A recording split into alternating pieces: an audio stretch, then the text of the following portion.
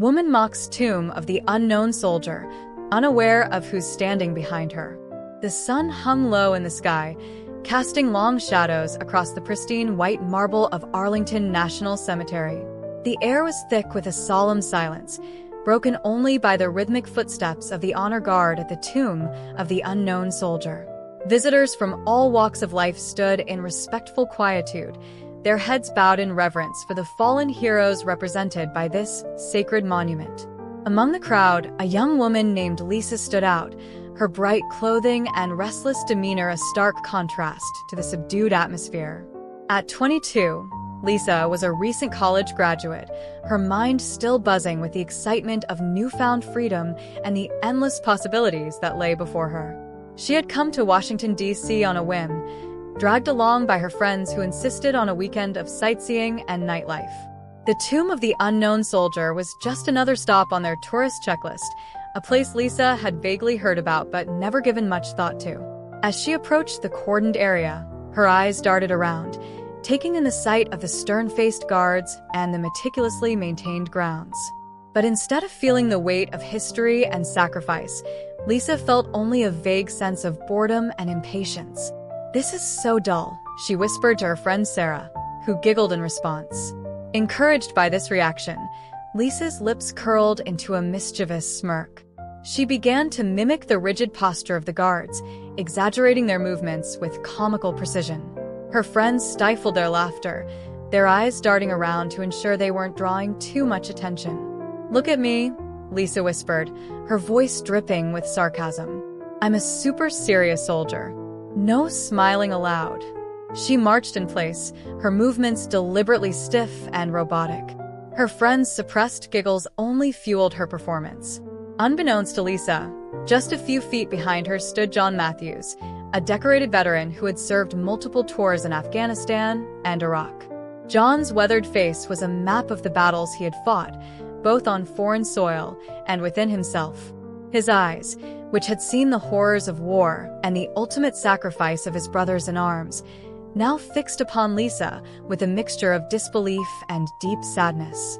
John had come to the tomb of the unknown soldier as he did every year on this day, the anniversary of losing his best friend, Michael, to an IED explosion. The tomb represented more than just unnamed soldiers to John.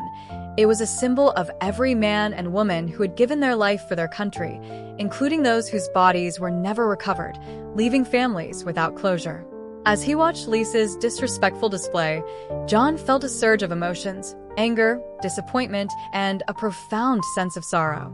He stood motionless, his fists clenched at his sides, as the young woman continued her mockery, oblivious to the pain she was causing and the sacred ground she was desecrating.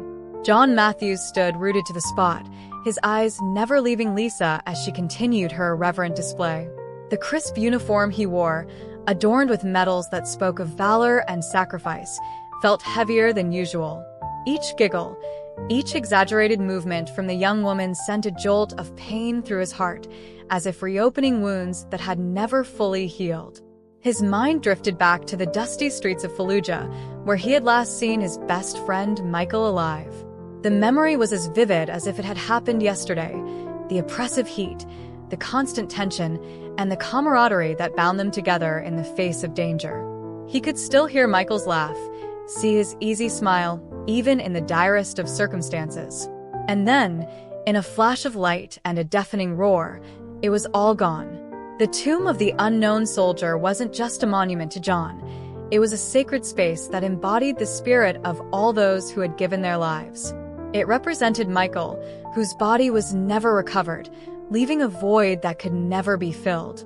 It stood for countless others, men and women John had served with, laughed with, and mourned. As Lisa's mocking laughter cut through his reverie, John felt a familiar surge of anger rising within him. It was the same righteous indignation that had driven him in battle, that had kept him going when all seemed lost. But now, in this place of peace and remembrance, he struggled to contain it. He watched as other visitors cast disapproving glances at Lisa and her friends, their faces a mixture of shock and discomfort. Some shook their heads, while others whispered among themselves, but no one stepped forward to confront the disruptive group. John understood their hesitation, in a place meant for silent reflection, causing a scene seemed counterintuitive. Yet, as Lisa stepped closer to the tomb, her phone out for an ill-conceived selfie, John felt a deep sense of duty stirring within him. It wasn't just about enforcing rules or maintaining decorum. It was about protecting the sanctity of what this place represented. It was about honoring the memory of Michael and countless others who had paid the ultimate price. John's inner turmoil intensified. He had seen the cost of war firsthand, the physical scars, the psychological trauma, the families torn apart. He had held dying men in his arms, had written letters to parents and spouses that no one ever wants to receive. The weight of those experiences pressed down on him now, demanding action. But even as the urge to intervene grew stronger, John hesitated. He was acutely aware of the delicate balance between educating and alienating. Would confronting this young woman make a difference, or would it only reinforce her disregard for the solemnity of this place? Could he find the words to convey the depth of meaning this monument held, not just for him, but for an entire nation? As he wrestled with these thoughts, John's gaze remained fixed on Lisa. In her youthful ignorance, he saw a reflection of a broader disconnect, a generation seemingly detached from the realities of sacrifice and service. It wasn't just about this moment or this individual. It was about bridging a gap in understanding that seemed to be widening with each passing year. With a deep breath, John made his decision. He could not stand idly by. Whatever the outcome, he owed it to Michael, to himself, and to every name etched in stone and memory to stand up for what this place represented. With resolve hardening his features, John took a step forward, prepared to confront not just a disrespectful young woman, but the challenge of connecting past sacrifices to present understanding. As the minutes ticked by, Lisa's behavior grew increasingly brazen. Emboldened by the stifled laughter of her friends and the apparent lack of consequences, she pushed the boundaries of decorum further and further. The sacred space of the tomb of the unknown soldier became nothing more than a stage for her misguided performance. Lisa's movements became more exaggerated as she mimicked the precise, measured steps of the honor guard. She exaggerated the swing of her arms, the tilt of her chin, turning the solemn ritual into a caricature. Her friends, caught between amusement and discomfort, continued to egg her on with hushed encouragements and suppressed giggles. "Check this out," Lisa whispered loudly, her voice carrying further than she realized. She pulled out her smartphone, positioning herself for a selfie with a tomb in the background. As she posed, she contorted her face into an exaggerated grimace, mocking the stoic expression of the guards. The camera clicked repeatedly as she tried different poses, each more disrespectful than the last. Oblivious to the growing tension around her, Lisa scrolled through the photos, showing them to her friends. "Oh my God, these are hilarious," she snickered. "I'm totally posting these. Caption ideas, anyone? How about guarding my boredom at DC's most overrated tourist trap?" Her friends, caught up in the moment, chimed in with their own suggestions, each more tasteless than the last. The volume of their laughter increased, drawing disapproving looks from other visitors. But in their bubble of youthful ignorance, Lisa and her group remained oblivious to the impact of their actions. Lisa's disrespect reached its peak as she approached the velvet ropes separating visitors from the tomb itself. She leaned against the barrier, striking a pose reminiscent of a fashion model. "Maybe I should consider a career change," she joked. "I could totally rock this uniform. Although, do you think they'd let me bedazzle it a bit? All this plain white is so drab." As she spoke, her elbow nudged the rope, causing it to sway. A nearby guard shot her a stern look, but Lisa barely noticed, too engrossed in her performance to register the warning. "Oh, come on," she said loudly, rolling her eyes at the guard's reaction. "It's just a bunch of stone. Why's everyone got to be so serious? It's not like the dead care, right?" The moment the words left her mouth, a palpable shift occurred in the atmosphere around the tomb. The few chuckles from her friends died instantly, replaced by an uncomfortable silence. Other visitors, who had been trying to ignore the disruption, now turned to stare at Lisa with undisguised shock and anger. But Lisa, riding the high of attention and misguided humor, failed to read the room. She continued, her voice growing louder. I mean, really, what's the point of all this ceremony? It's the 21st century, people. We should be celebrating life, not standing around being all mopey over some nameless. Her words were cut short as she turned, coming face to face with John Matthews. The veteran's imposing figure seemed to loom over her, his eyes boring into hers with an intensity that made her step back involuntarily. The smile died on Lisa's lips as she took in John's expression, a mixture of barely contained anger, deep disappointment, and a sadness that seemed to reach into her very soul. For the first time since arriving at the memorial, Lisa felt a flicker of doubt. The confident, carefree persona she had been projecting crumbled under John's unwavering gaze. In that moment, as the gravity of her actions began to dawn on her, Lisa realized she had crossed a line, one that she hadn't even known existed until now. The air around them seemed to crackle with tension as John opened his mouth to speak. Lisa found herself holding her breath, suddenly very aware of the sacred ground beneath her feet and the weight of the moment she had so callously disregarded. The silence that fell over the area was deafening. John Matthews stood before Lisa, his posture straight and commanding, a stark contrast to her now slumped shoulders. When he spoke, his voice was low but clear, carrying easily to those nearby without shouting. "Young lady," he began, his tone measured but intense, "do you have any idea where you're standing right now?" Lisa, caught off guard by the direct confrontation, fumbled for words. It's just a monument, right? We're just having a bit of fun." John's eyes narrowed slightly, but he maintained his composure. "This isn't just a monument. This is hallowed ground.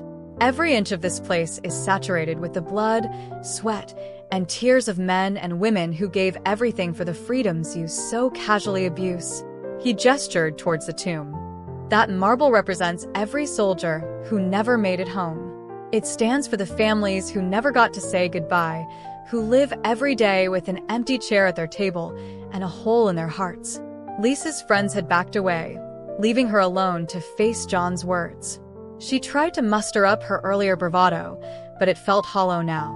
"Look, I didn't mean any harm. It's not like anyone here knows those soldiers personally, right?"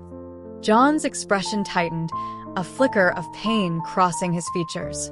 "I do," he said softly, his voice thick with emotion. "I knew them. I fought beside them. I watched them die." He reached into his pocket and pulled out a worn photograph, holding it up for Lisa to see. It showed a group of soldiers, arms around each other, smiling despite the dusty, war-torn background. "This is Michael," John said, pointing to a young man in the center. "He was my best friend. We joined up together, trained together, deployed together.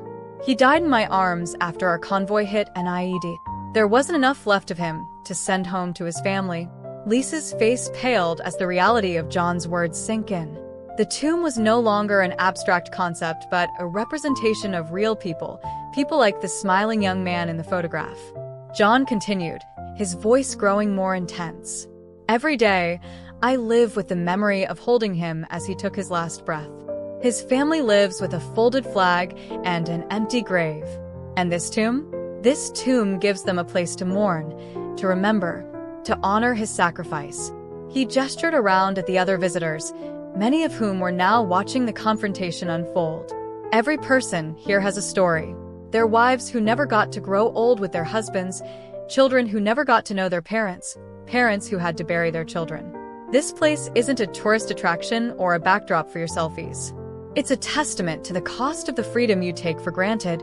Lisa's earlier laughter was now a distant memory. She stood rooted to the spot, shame coloring her cheeks as John's words washed over her. The weight of her actions began to press down on her, making it hard to breathe. John's voice softened slightly, though the intensity remained. "When you mock this place, when you disrespect this tomb, you're not just being immature. You're dishonoring every person who ever put on a uniform, every family who sacrificed, every ideal this country stands for." He paused, letting his words sink in. The crowd around them remained silent, the usual bustling of the memorial grounds muted in the face of this powerful moment. "I don't expect you to understand fully what this place means," John said finally. but I do expect you to show respect. If not for the unknown soldiers this tomb represents, then for the very real people standing around you who carry the weight of loss every day." With that, John stepped back, his piece said. The silence stretched on for what felt like an eternity.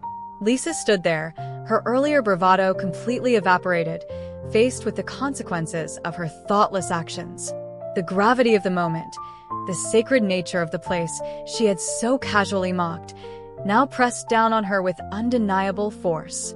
The aftermath of John's words hung heavy in the air, an almost tangible weight pressing down on everyone present. Lisa stood frozen, her face a canvas of conflicting emotions, shame, embarrassment, and the dawning realization of the magnitude of her actions.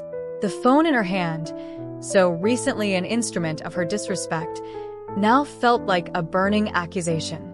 Around them, the crowd that had gathered to witness the confrontation remained silent, their own reflections visible on their faces. Some nodded in solemn agreement with John's words, while others wiped away tears, perhaps remembering their own losses or contemplating the sacrifices made by those the tomb represented. Lisa's friends, who had been so quick to encourage her antics earlier, now stood at a distance, their faces a mixture of discomfort and regret. The camaraderie that had fueled their disruptive behavior had evaporated, replaced by a sobering awareness of their collective insensitivity. John, having said his piece, took a step back. His face, which had been intense and focused during his speech, now showed a complex blend of emotions: sadness for the memories he had been forced to relive, hope that his words had made an impact, and a deep, abiding respect for the place where they stood. Lisa, still unable to meet John's gaze, turned slowly to face the tomb once more. This time, her eyes saw beyond the white marble and precise angles. She saw the names etched in stone at other memorials, each representing a life given in service. She imagined the families left behind, the dreams unfulfilled, the futures unlived. The tomb, which had been merely a backdrop for her thoughtless entertainment, now loomed large with meaning and significance. Her hands trembled slightly as she slipped her phone back into her pocket, the urge to document and share suddenly feeling trivial and disrespectful. The silence around her, once an invitation for disruption, now felt sacred and heavy with unspoken stories of sacrifice and loss. As the moments ticked by, Lisa found herself unable to move, rooted to the spot by the weight of her newfound understanding. She noticed, for the first time, the meticulous care taken in maintaining the grounds, the precision of the guards' movements, the reverent posture of the other visitors. Each detail spoke volumes about the respect and honor this place commanded, respect she had so callously disregarded. The sound of a stifled sob broke through Lisa's reverie. She turned to see an elderly woman a few feet away, clutching a folded flag to her chest. The woman's eyes were fixed on the tomb, filled with a pain so raw and deep that Lisa felt her own heart constrict.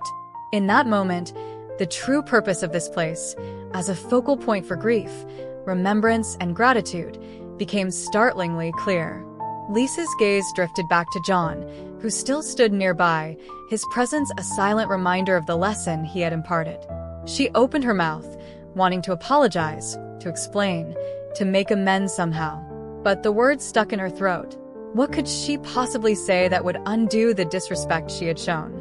As if sensing her internal struggle, John met her eyes. There was no anger there now, just a profound sadness tinged with hope. He gave her a small, almost imperceptible nod before turning and walking away, his duty, both to his fallen comrades and to educate a misguided youth, fulfilled. Lisa watched him go, feeling a complex mix of emotions. The shame was still there, burning in her cheeks and tightening her chest. But alongside it was a growing sense of gratitude. John's intervention, though painful, had opened her eyes to a reality she had been blind to. Her friends, sensing the shift in her demeanor, began to drift away, murmuring awkward goodbyes. But Lisa barely noticed their departure. Her attention was captured by the tomb itself, seeing it truly for the first time. The pristine marble, the precise angles, the unwavering vigilance of the guards, All of it spoke to a dedication and respect that went beyond mere tradition. As the sun began to set, casting long shadows across the grounds, Lisa remained. The crowds thinned, but she stood her ground, lost in thought. The weight of the place, the sacrifices it represented, the stories of loss and valor etched into every stone, it all pressed down on her, reshaping her understanding of what it meant to serve, to sacrifice, to honor. As twilight descended upon Arlington National Cemetery, Lisa found herself alone before the tomb of the unknown soldier. The changing of the guard ceremony began, and she watched with newfound reverence as the soldiers executed their duties with flawless precision. Each step, each movement was imbued with a sense of purpose and honor that she had completely missed before. The click of the guard's heels against a stone walkway echoed in the quiet evening air, a rhythmic reminder of the constant vigil kept over those who had given everything. Lisa's earlier laughter and mockery now seemed like a distant, discordant memory, sharply contrasting with the solemn atmosphere that enveloped her. As she stood there, Lisa's mind wandered to her own life. She thought about the freedoms she enjoyed daily, the ability to speak her mind, to pursue her dreams, to live in relative safety. For the first time, she truly grappled with the idea that these freedoms came at a cost. They were not simply given, but bought with the blood and sacrifice of countless individuals, many of whom lay in eternal rest in the very ground she stood upon. The faces of her grandfather and great-uncle, both veterans whose stories she had never bothered to learn, flashed in her mind. She remembered the old photographs her grandmother kept, the medals tucked away in drawers, tangible pieces of history she had dismissed as relics of a bygone era. Now, standing before this monument to unnamed heroes, she felt a deep sense of regret for her indifference. As the night grew deeper, Lisa found herself compelled to act. She approached the tomb slowly, her steps measured and respectful. Standing before the white marble structure, she closed her eyes and bowed her head. In that moment of silence, she offered a prayer, not just for the unknown soldiers represented by the tomb, but for all those who had served, those who continue to serve, and the families who bore the weight of their sacrifice. Opening her eyes, Lisa noticed a small booth nearby where visitors could leave messages. With trembling hands, she took a piece of paper and a pen. For several minutes, she struggled to find the right words. How could she possibly express the transformation she had undergone in the span of a few hours? Finally, she began to write, "To the unknown soldier and to all who have served, I came here today as a fool, blind to the significance of this sacred place. I leave humbled and forever changed. Your sacrifice, your courage, your unwavering dedication to something greater than yourself, it awes and inspires me. I promise to live my life in a way that honors your memory, to never again take for granted the freedoms you fought to protect. Thank you seems inadequate, but it's all I have to offer. Thank you, from the bottom of my heart." As she placed the note in the collection box, Lisa felt a sense of peace wash over her. The shame of her earlier actions was still there, but it was tempered now by a determination to do better, to be better. Turning back to the tomb one last time, Lisa stood at attention and raised her hand in a solemn salute. It was clumsy, unpracticed, but sincere, a physical manifestation of her newfound respect and gratitude. As she finally turned to leave, Lisa caught sight of a familiar figure in the distance. John Matthews stood near the exit, watching her. Their eyes met briefly, and John gave her a small, approving nod. In that silent exchange, Lisa felt a spark of hope. Perhaps her moment of ignorance, painful as it had been, could be the catalyst for real change, not just in her own life, but in how she influenced others. Walking out of the cemetery gates, Lisa felt as though she was leaving a part of herself behind. The carefree, thoughtless girl who had entered hours ago was gone. In her place was someone more aware, more respectful, more connected to the threads of sacrifice and duty that wove through the fabric of her nation's history. As the lights of Washington, D.C. twinkled in the distance, Lisa made a silent vow. She would share this experience, not through mocking selfies or flippant social media posts, but through thoughtful conversations and meaningful actions. She would strive to bridge the gap between her generation and the values embodied by places like the Tomb of the Unknown Soldier. The weight of the lesson she had learned would stay with her, a constant reminder of the debt owed to those who had given everything. And in that weight, paradoxically, she found a new sense of purpose and freedom, the freedom that comes from understanding, respecting, and honoring the sacrifices of others. Disclaimer: this channel does not support or tolerate any form of discrimination, racism, prejudice, or violation of human rights. The stories presented here are original and created by the author with the aim of promoting reflection, awareness, and dialogue. All content is developed with respect for diversity and the dignity of all people.